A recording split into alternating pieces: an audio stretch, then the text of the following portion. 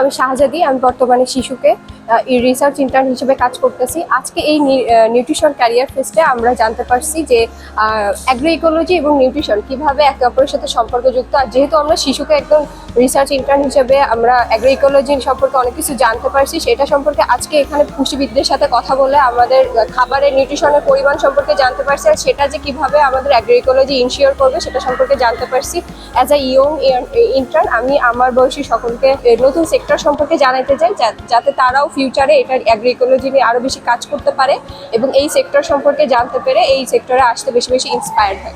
ধন্যবাদ। আসসালামাইকুম, আমি রুবায়াত ইয়াসমিন নরিন। আমি বর্তমানে শিশুকে রিসার্চ ইন্টার্ন হিসেবে কাজ করছি। এই নিউট্রি ক্যারিয়ার ফেস্টে আমরা অনেক কিছু জানতে পেরেছি।